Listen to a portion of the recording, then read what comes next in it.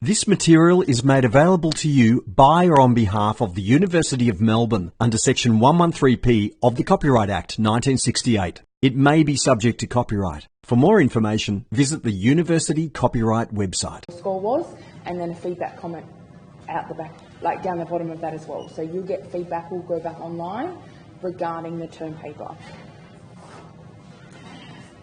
So I made a decision that today was going to be the final lecture. I did say I was going to do a revision and then what's in the exam. I decided that I can't tell you how to revise. Everybody revises differently. So rather than you sitting here for an hour and listening to how I would revise, tomorrow there won't be a lecture. You guys can take the time for a revision if you want it. You can do something else. It's up to you. But I thought for me, just telling you how to revise a subject, everybody does it differently. So that's why. So I thought I would just remind you what everybody, I guess at the beginning of a course, you always ask, what marks do I need to get to pass? Some people yes, some people no. So your case studies, you should have handed all 4 in, yes? Have you received all 4 back? No? They're also getting marked, so they are coming. It takes a little while to mark 60 of them, so you will get them back. Your term paper, as I said before, it's still getting marked. I will go through the presentations, the marks for presentations. I'll have it up by the end of the week. Okay? And so the last part is your exam. So the exam is a hurdle one. So you have to get 50% or more in the exam to be able to pass the class. So I myself just went through and had a look at all the different topics that you went through over the semester. I may have actually left a few of them out, but I guess it shows you the broad range of things that were covered, from not only the materials, properties of materials, and then also applications of materials in a biological application. That is biomaterials. I will always get asked the question, I think I haven't, in the years that I've been teaching, I haven't yet been asked, what am I going to get, what topics are going to be in the exam? My answer is always, if we taught it to you in class, it can be in the exam. The other thing is I wrote 3 exams for this course. So you have the exam if you take it when it's on. We always write one for specials, and we write another one for if you get specials twice. So within the 3 exams that I wrote, the majority of these topics are covered. I don't remember which ones were in the exam that you would take if you sit it on the 7th of November. But all of the exams were written equally. They all have equal markings, and I didn't make any questions harder on ones than the other. So if you take one, it's all going to be the same. But in terms of the topic spread, it was pretty much all of these topics is going to be in one of the exams, okay? But if you're going through the notes and as you go through things, you'll see a lot of the stuff that you learnt. I won't say at the very beginning because the orthopedics lectures were quite specific, but hopefully, and it was done out of, sometimes things have to go out of not what you would see logical order just because of the availability of people. But hopefully when you go back and look at your orthopedics notes, stuff that you learnt in follow-up or went through in follow-up lectures, the orthopedics one now makes a lot more sense. And the orthopedics should make a little bit more sense now, particularly with some of the term papers as well. But things that you learn in the polymers lecture and the metals lecture and the fibres lecture, it was brought through some of the applications and that sort of thing. So concepts that we learnt at the beginning should flow through, which is why when we put the exams together, it will cover the majority of topics. In terms of what you should use to study with, there were a few lectures where there were only notes, only slides. So for those ones, take notice of what is in the slide and what was said during the lecture, because that's where the content was. Particularly for my lectures and for some of the ones about the materials, so the polymers and the metals, we gave you textbook chapters to read as well. I would recommend, if you haven't read those chapters, go through and read them. Some of the chapters are long, some of them are short. If you're wanting to know exactly what part of the chapters to focus on, particularly when I put my lectures together, there was a particular component in a chapter, and then I expanded on it in the lecture. So if I talked about it in the lecture, I went through and read the textbook beforehand and looked at all the concepts that they cover there and tried to expand on them or give you more information in the lecture notes, okay? So hopefully that will give you an idea about, because there are a lot of chapters, that textbook is quite thick, but it's not everything that we need you to know, but hopefully that gives you an indication of what parts to focus on. Does anybody have any questions so far? Next exam question will be about you mentioned also stuff which is just on the textbook. So I guess because your term paper and the case studies, your case studies is very real world, what's going on, let's have a look at companies, see where things have gone wrong with biomaterials, how things can be improved. So that's very much what's going on now. Your term paper is looking at a particular application. It's then also teaching you the soft skills that you need to know to get a degree, or it's one of the Engineers Australia saying graduates with engineering, you won't only have the knowledge of a particular technical bit, but you'll know how to present and communicate and that sort of thing. Whereas an exam is to teach you or to test you on your knowledge of the subject. So depending, and some I will show you examples of, and I will show you answers. We're going to go through answers, not just give you the questions. But some things, well, for an example, Peter's Fundamentals of Soft and Hard Tissue lecture, he didn't give you textbook notes, like a textbook chapter to read for that one. Did he? Yes or no? No. So for that one, all you have to study is the lecture notes. Yes? In the orthopedics section, you gave an example of a mathematical equation using the degree. Is there going to be any mathematics?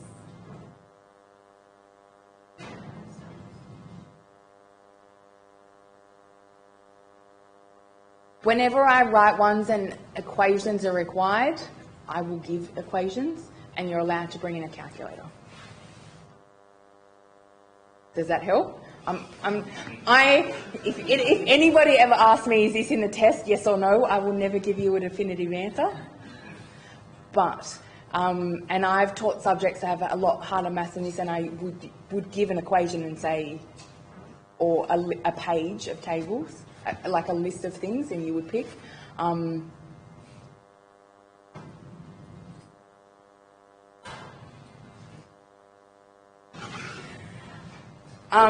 But it's more particular. There isn't that particular question in the exam, if that's the exact answer that you wanted. Because I don't like saying something's not going to be covered, because it's part of the course.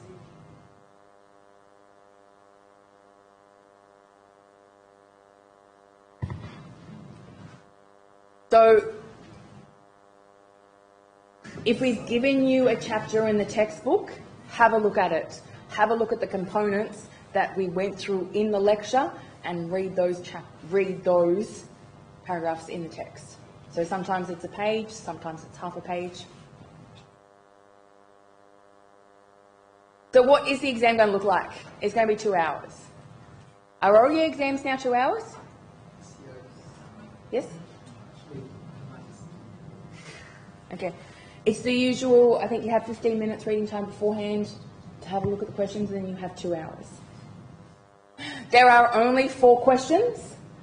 Each question is worth 25 marks. You have to answer all, or you should be attempting to answer all. So then within each of these 4 questions, they have components. So there'll be 1A, 1B, 1C. There could just be 1A and 1B. There could be 2A, B, C, D. From memory, I think the smallest, so the 25, each question was then broken up into components. I think the smallest was around the 3 to 4 marks was one question, and I think it ranges up to about the 12 to 15. So within those 25 marks, there are smaller components. Whenever I haven't done an exam for a little while.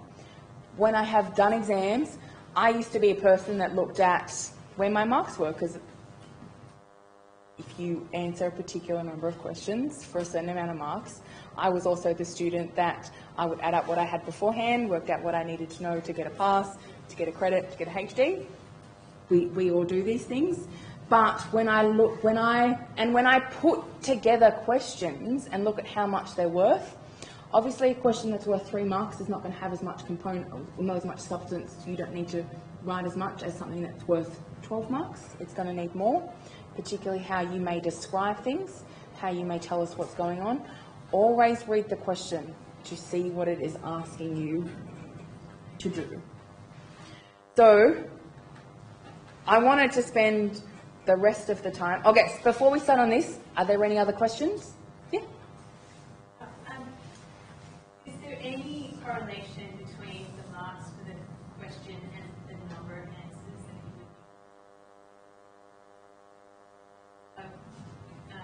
if a question says is 10 marks, does that kind of correlate to 10 dot points or something like that? It depends what we're asking. So as an example here, describe the 1C, describe 3 different strategies, highlight advantages, disadvantages, give examples.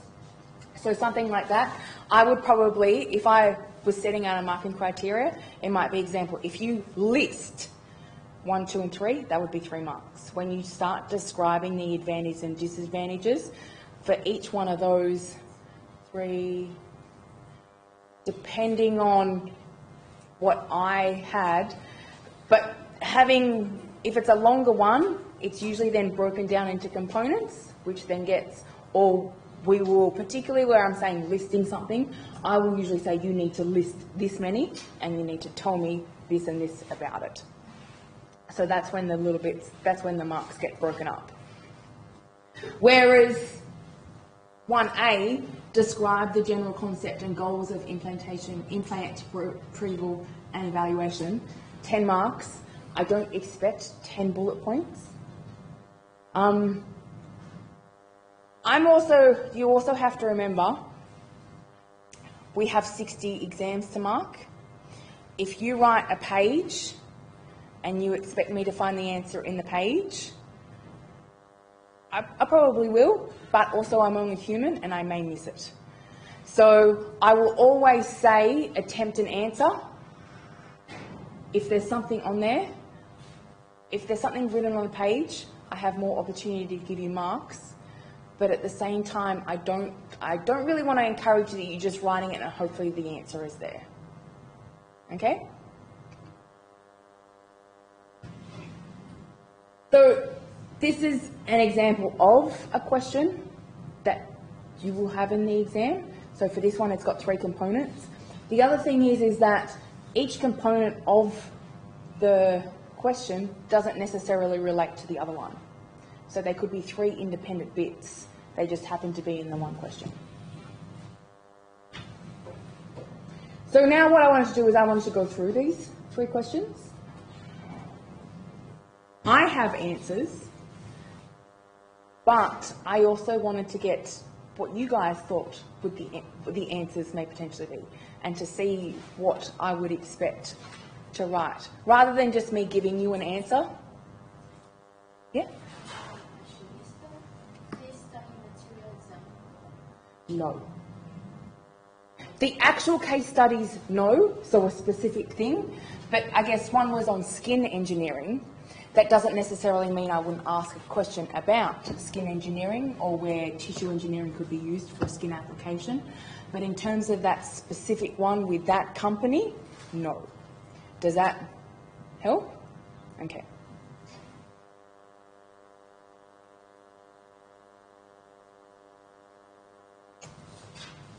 So the first question, describe the general concept and goals of an implant retrieval evaluation.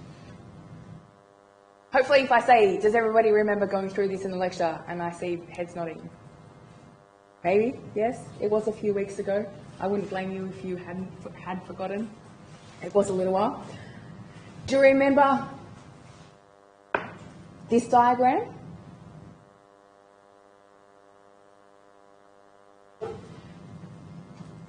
So really, well not really, we implant something into the body. At some point it will be retrieved. So whether or not something has gone wrong and it needs to be taken out, if the patient passes away, whether or not it's because of the device, of whatever the device was treating, or from another reason. And then what information can we gather from those, that the implant being retrieved? So if I ask, describe the general concept and goals of implantation retrieval.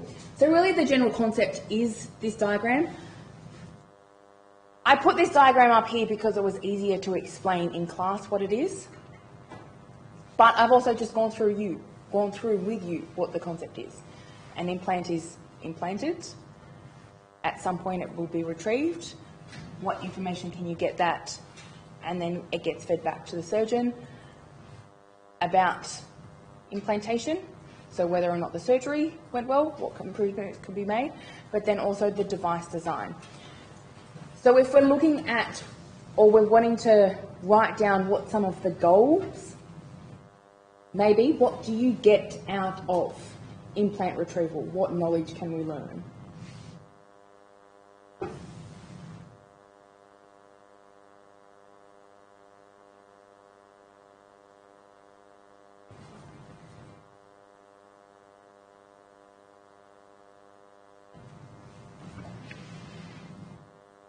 You could see if there's any local effects from the implant, so you might see coloration of certain tissue, or you might actually find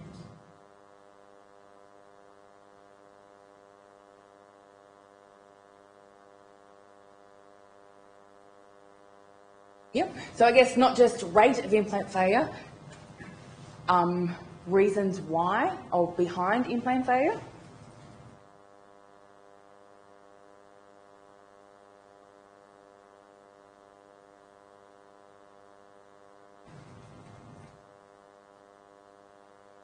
Or just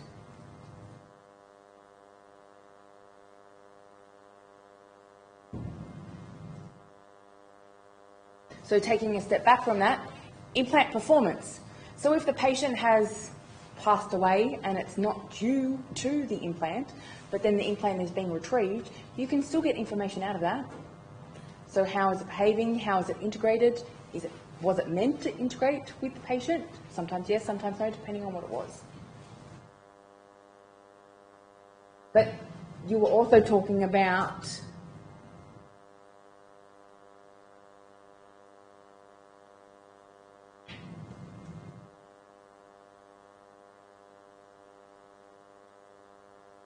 and even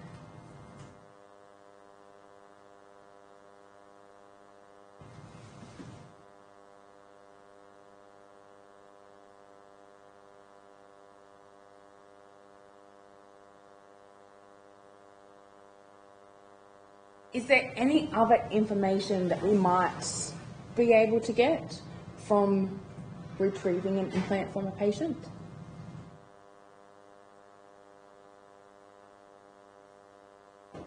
So, yeah?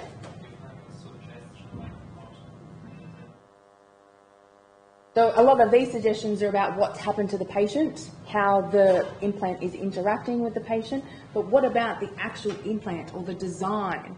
How could it be improved? How is that going to feed back to future designs? I don't know, if it's catastrophic failure, sometimes it just gets scrapped. But as we saw with all of the heart valves and the different types, I'm sure that as the beginning ones or the early ones were failing, they're looking at how it fails. That's going to then feed into the next iteration of that device.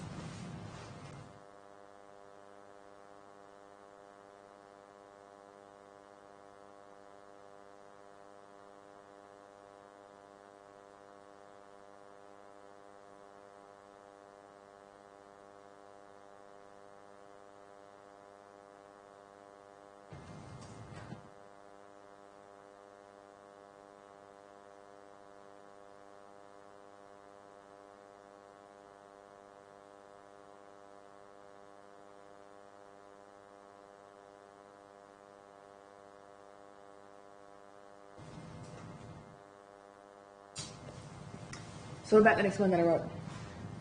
Factors that promote implant success. Why is that important?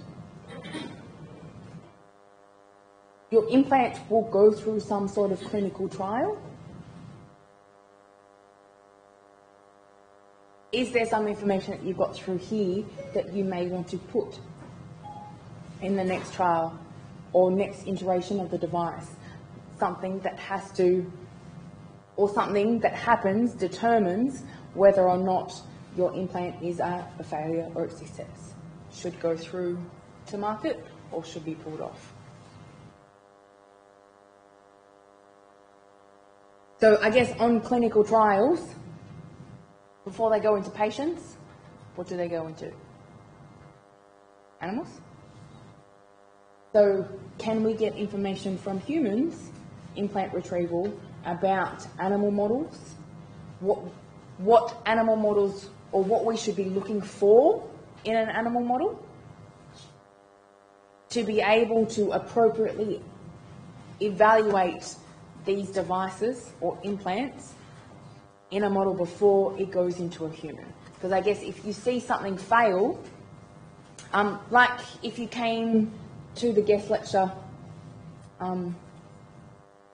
Bob, and talked about some of the cardiac devices or cardiac devices that get tested in animals. So they're large animals, so they have the same heart sizes as humans, like sheep, but because they walk on all fours rather than standing up, it very much changes your circulation. So a lot of the devices were okay in animals, but not okay in patients. So the device would have failed, they would have explanted, worked out eventually what the reason was, and that would have given an indication of the appropriateness of the animal models that were used.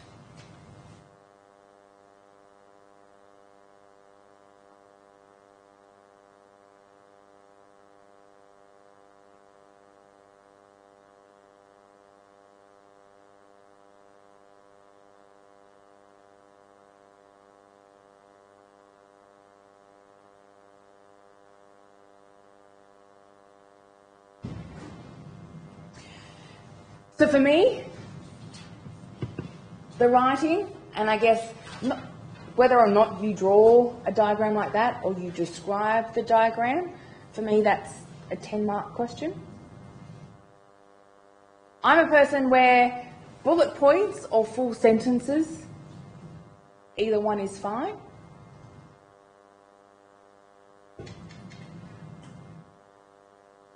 So is everybody okay with this answer? Any questions about the answer? I'm going to ask you like examples, like what kind of materials do you put? Not with this. Okay. No. So, because this question is asking you what it's more talking about the implant retrieval process and what we learn from that in general. Depending on if I was... Question C, we may talk about materials. So you said that like question like this would be worth 10 marks. So would those answers be sufficient? Or would you 10 bullet points? No, these would be sufficient. Yep. How do you know at which point? Pardon? So, like at which point, how would you know that you've written enough? Like, points? Going back and looking at what we've learnt, what we've gone through, some of them I will...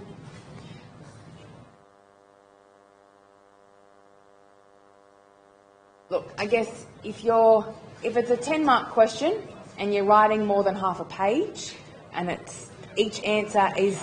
I don't want to say people will fill up half a page and I'm going to give you 10 marks.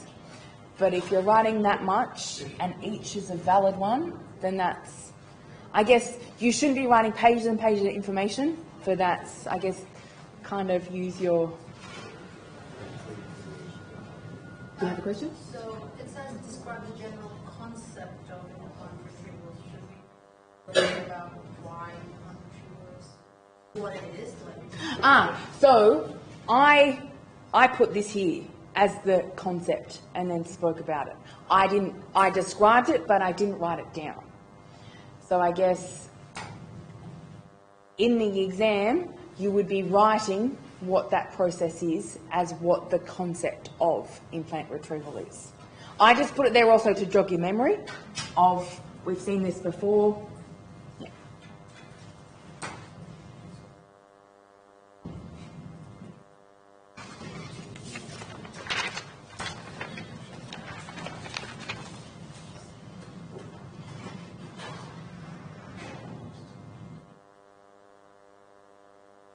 The next question.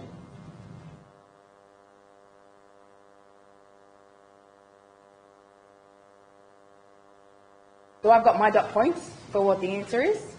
Does anybody have, I don't want to say guess.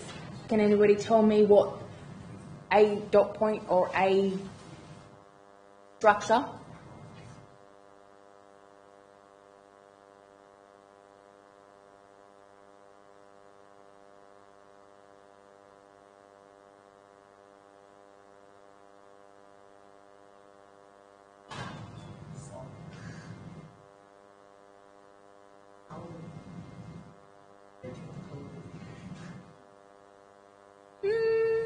I guess would that, how, if I'm asking you to describe something and it's how technical do I need to be, if I were to say porous and soft, how many other bones does that describe in the body? Or I guess, and my area of expertise is not bones, but I guess if you're looking at, because it's not really where the bone is, it's a type of bone, isn't it? So does that describe only that type of bone? Are there any more features about it?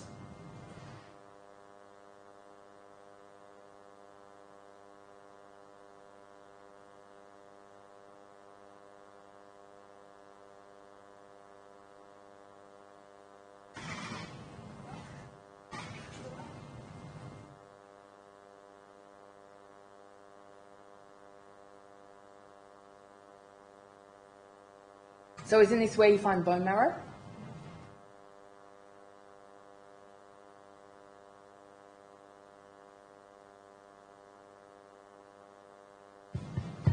So if I had a bone, where would I find this type of bone within?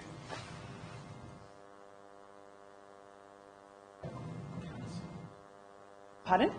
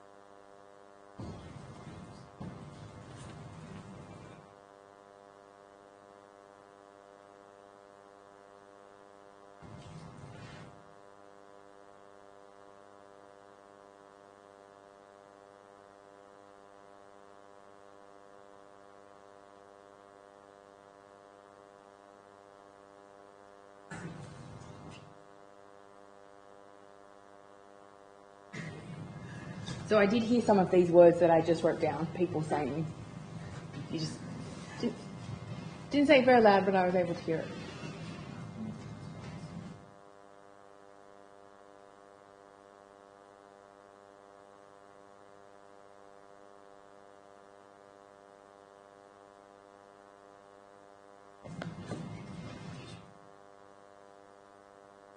So I guess now if you're asking how much description do I need to have, those dot points, is that, so what you said wasn't wrong, and you would have got some marks, just as an example if I were to marking it, but by putting in a little bit more description about what all describes the structure of this type of bone.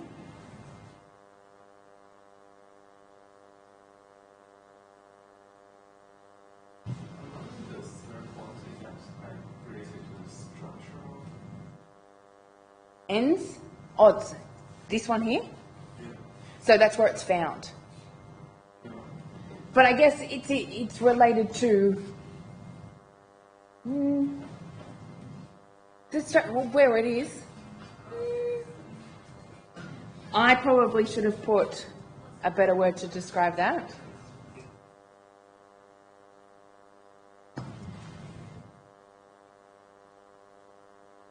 I did put a little bit more effort into the test and what words I'm asking you to do.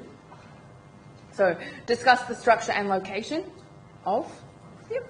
But no, thank you.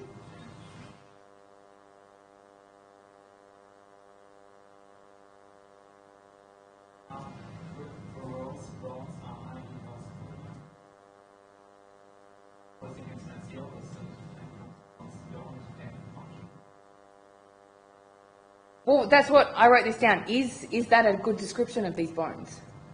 That was an example from the class. I'm asking you.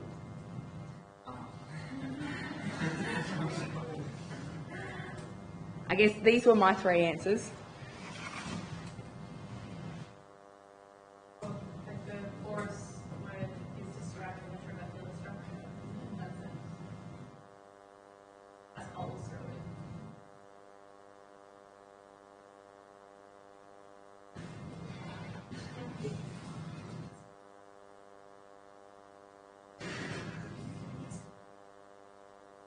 And I guess if you think, when I think of bones, I think of something that's very dense and mineralised. So these type of bones, where the vascularisation is, the actual mineral part is quite porous, and that's where all the vasculature goes as well. Would I be wrong in describing it that way?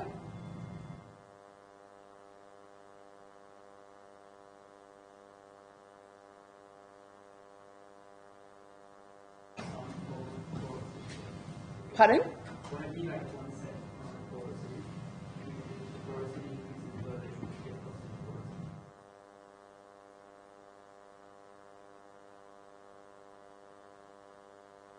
And I guess for me,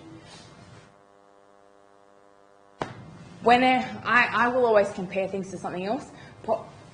Porous, how porous is it to a more dense part of the bone? Yes, it's going to be more porous. But compared to something,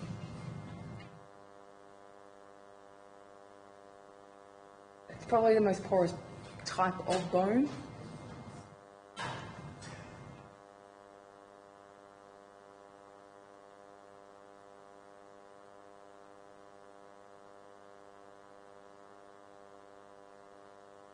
So then the last example I have is describe 3 different strategies, highlight advantages, disadvantages, and give examples that have been adopted for the creation of new tissue in tissue engineering.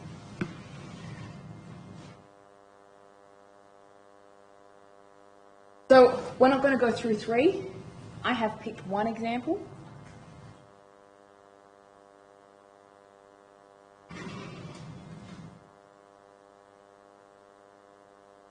So, does anybody remember fused deposition modelling?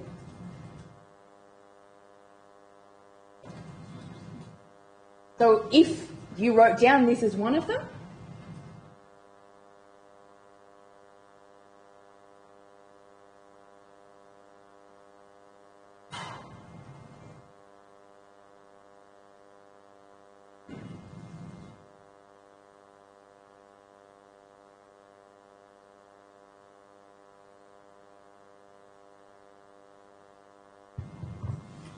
some advantages, disadvantages, some examples. It doesn't need to be in that order.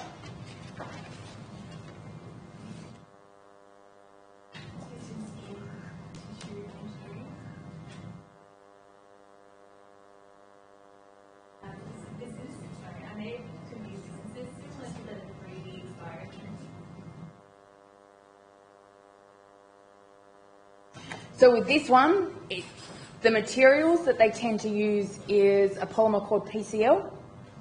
So if I was writing this, I guess my disadvantage is that you're limited by the material that you can use.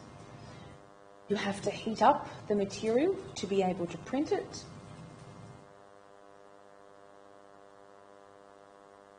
So in Australia, and you would have done this with regulations last semester, while the advantage of FDM is that you can 3D print it so it's personalised, there aren't regulations for 3D medicine in Australia. However, you can do it elsewhere. So while some of these technologies haven't been used in Australia, they have been used outside of Australia. Companies do print personalised structures using these technologies for tissue engineering applications outside of Australia. So the video that I got you to watch where the patient had lost the majority of the bone in his leg, it was this technique that was used to print the bone.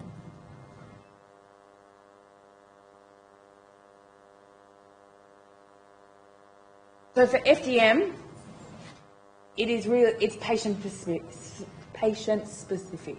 You can 3D print. You can print whatever geometry you want. Disadvantages, materials, regulations. It takes a long time. It can, depending on what it is, because you're printing things for each person. It's not on, I guess, it's not on standard. It doesn't just run. You have to wait. So, an example of the application is particularly for bone engineering, for larger defects, for applications where they need something a little bit stronger than your soft tissue engineering, whereas your 3D printing with your bioinks, that's a lot of your soft tissues, your skin, your cartilage.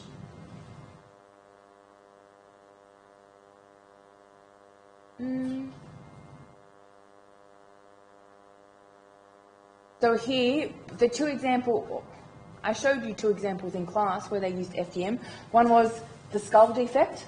So they printed the defect, they put it in and let the bone ingrow. So that was in an application where there's no load, there's no external, I guess, mechanics on the skull, whereas the long bone one, they printed it, they took another part of the patient's periosteum from the bone on the other leg inside to precondition it before it was implanted in. So they're just different examples. So if we were talking about 3D printing and soft with bioinks, I guess, can you think of different examples with the advantages, the disadvantages and examples? So they're the types of things that I would be looking for in marking questions along those lines.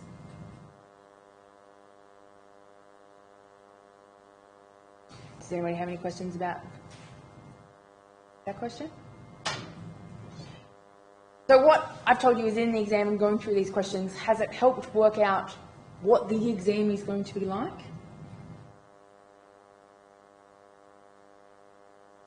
Until you actually do it, you're not really going to know.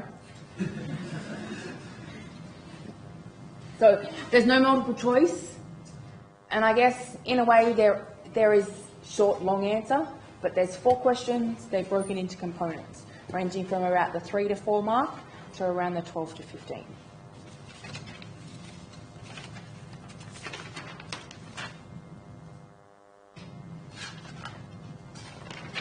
So I'm sure you have seen this many, many times.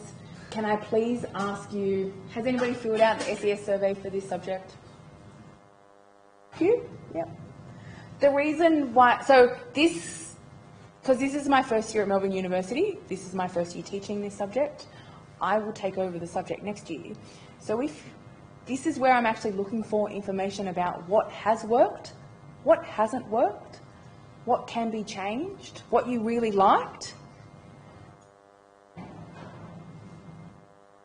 And in terms of implementing, I guess when LMS was put together this year, I personally didn't put anything on there that was changed from last year because I didn't teach the course. I don't know if Peter has done that prior years. I don't know what other people do with coordinations, who coordinate subjects, if they tell you what they've changed from last year's. Some people may, some people may not. But when I've taught at other universities, a lot of the feedback that the students have given, if I can implement it, I will. There are things in terms of assessments that I can't change, in terms of how much things are weighted, but things like, for example, next year I'm thinking about, rather than doing the poster presentations, people make a video and then we show the video in class. So little things like that. If there's things along those sorts of lines, I guess, or if you thought the posters worked really well and they shouldn't be changed, then I won't change them. Good lectures, lectures that can be improved, that sort of thing. So here is your chance, I guess, pay it forward. The students that will come to biomaterials next year will benefit from you guys, and the subjects that you guys will do next year, you can hope that the students in that class have also filled out their SES scores. So with that, that is the lecture. I hope you've enjoyed biomaterials. It's a course that you have to do, so I won't hold it against you. I've had fun. Good luck in the exam. I will see you in the exam. Yeah. Good luck studying. Read the notes. Read the textbook. I'm sure you guys will be fine. So I'll see you in a few weeks.